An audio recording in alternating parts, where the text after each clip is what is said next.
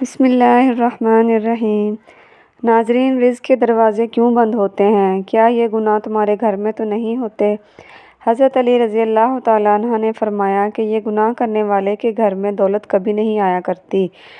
ناظرین، ایک دفعہ حضرت علی رضی اللہ تعالیٰ عنہ کی بارگاہ میں ایک شخص حاضر ہو کر کہنے لگا، یا علی، دنیا میں کچھ لوگ ایسے بھی دیکھنے کو ملے ہیں جو امیر خاندان میں پیدا ہوئے، جب ان کا وصال ہوا تو اس وقت بھی وہ امیر ہی تھے، ان سے کبھی بھی رزق ختم نہیں ہوا۔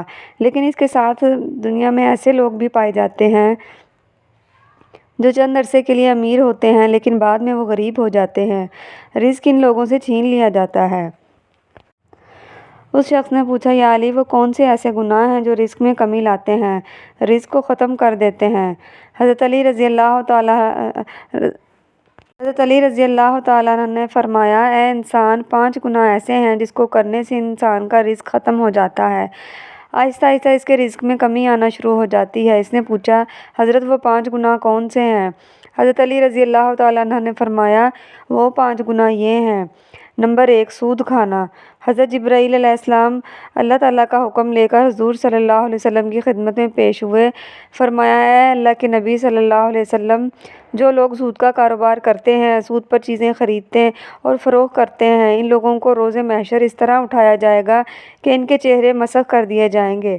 ایک بار حضرت محمد صلی اللہ علیہ وسلم لوگوں میں خطاب فرما رہے تھے۔ آپ صلی اللہ علیہ وسلم نے فرمایا، لوگو، تم میں سے کوئی اپنی ماں کے ساتھ زنا کرنا پسند کرتا ہے؟ لوگوں نے جواب دیا، یا رسول اللہ، نہیں، ہم کو ایسے گناہ سے سخت نفرت ہے۔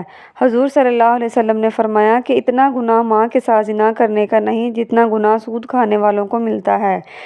رزق کو ختم کرنے کی اصل وجہ سود کھانا ہے۔ نمبر 2، نیک متقی عورت پر تہمت لگانا، کہ تم کسی نیک اور پرہیزگار عورت پر الزام لگاؤ یا تہمت لگاؤ۔ اللہ تعالیٰ قرآن پاک میں فرماتا ہے کہ جو لوگ نیک عورتوں پر تہمت لگاتے ہیں، وہ عورت جو ہر وقت میری رحمت کی آغوش میں رہتی ہے، جس پر ہر گھڑی رحمت کی بارش برستی ہے، نماز ادا کرتی ہے، باپردہ ہے، متقی ہے، پرہیزگار ہے، جو لوگ ایسی عورت پر تہمت لگائیں، اس وقت ان لوگوں کو معاف نہیں کروں گا جب تک کہ وہ نیک عورتیں ان کو معاف نہیں کریں گی جن پر تہمت لگائی گئی۔ حضرت عیسیٰ علیہ السلام کے پاس ایک بوڑھی عورت آئی۔ اس نے کہا، اے عیسیٰ علیہ السلام، میرا شوہر وصال کر گیا ہے، میں ان سے بہت محبت کرتی تھی، اب ہر روز میرا شوہر خواب میں آتا ہے اور مجھے کہتا ہے کہ میری قبر کو کھود کر دیکھو۔ ہر روز میرے خواب میں آ کر یہی کہتا ہے، ایک بار میری قبر کو کھود کر میرا چہرہ دیکھ لو۔ اے عیسیٰ علیہ السلام، میں بہت ہی دور سے چل کر یہ مسئلہ آپ کے پاس لے کر آئی ہوں۔ حضرت عیسیٰ علیہ السلام نے کہا، آؤ، میں بھی آپ کے ساتھ آپ کے شوہر کی قبر کھودنے کے لیے جاتا ہوں۔ تو قبرستان پہنچ گئے جہاں اس بڑھیا کے شوہر کی قبر تھی۔ حضرت عیسیٰ علیہ السلام نے پوچھا، تیرے شوہر کی قبر کون سی ہے؟ اس بوڑھی عورت نے ہاتھ سے اشارہ کرتے ہوئے بتایا کہ یہ قبر ہے۔ حضرت عیسیٰ علیہ السلام قبر پر کھڑے ہو کر اللہ تعالیٰ سے رو رو کر دعا کرتے رہے۔ دعا کرنے کے بعد حضرت عیسیٰ علیہ السلام نے فرمایا، اے قبر کے اندر سونے والے، اللہ کے حکم سے کھڑا ہو جائے۔ اس قبر سے ایک انسان اٹھ کھڑا ہوا، جس کو دیکھ کر اس بڑھیا نے زوردار چیخ ماری اور بے ہوش ہو کر گر پڑی۔ وہ کھڑے ہونے والے انسان کا جسم تو انسانی تھا، اس کا چہرہ مسخ کر دیا گیا تھا۔ جب تھوڑی دیر کے بعد اس عورت کو ہوش آیا تو حضرت عیسیٰ علیہ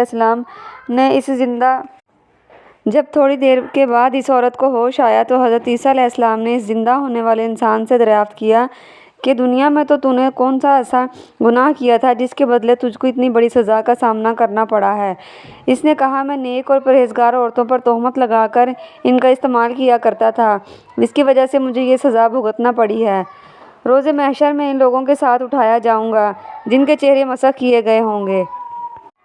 نمبر 3، شرک کرنا۔ حضرت علی رضی اللہ تعالیٰ عنہ نے فرمایا، اللہ تعالیٰ کے ساتھ کسی کو شریک ٹھہرانا بہت بڑا گناہ ہے۔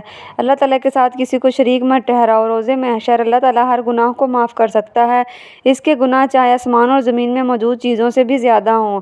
اس انسان کو چاہے تو معاف کر دے گا، لیکن شرک کرنے والے کو کبھی بھی معاف نہیں کرے گا، کافر کی بھی بخشش نہیں ہوگی۔ نمبر 4، جادو کرنا۔ حضرت علی رضی اللہ تعالیٰ عنہ نے فرمایا، کسی پر جادو کرنا، کسی کا جینا حرام کرنا، کسی کی خوشیوں کو چھیننے کے لیے اس پر جادو کرنا، اس کو جادو کے ذریعے ختم کرنا۔ حضرت علی رضی اللہ تعالیٰ عنہ نے فرمایا، جادو کرنے والا انسان دائرہ اسلام سے خارج ہو جاتا ہے۔ جب کسی جادوگر کی موت ہوتی ہے تو وہ کافر مرتا ہے، جادوگر کی موت کبھی بھی ایمان پر نہیں ہوتی۔ حضرت علی رضی اللہ تعالیٰ عنہ نے فرمایا، کسی کو دکھ اور تکلیف دینا سب سے بڑا گناہ ہے۔ کسی کو دکھ دینا، کسی کا جینا حرام کر کے خود خوش ہونا، کسی کو رلا کر خود ہنسنا سب سے بڑا گناہ ہے۔ حضرت علی رضی اللہ تعالیٰ عنہ نے فرمایا، ان 5 بندوں سے اللہ تعالیٰ روز قیامت سخت حساب لے گا اور دنیا میں ان 5 بندوں سے رزق چھین لے گا۔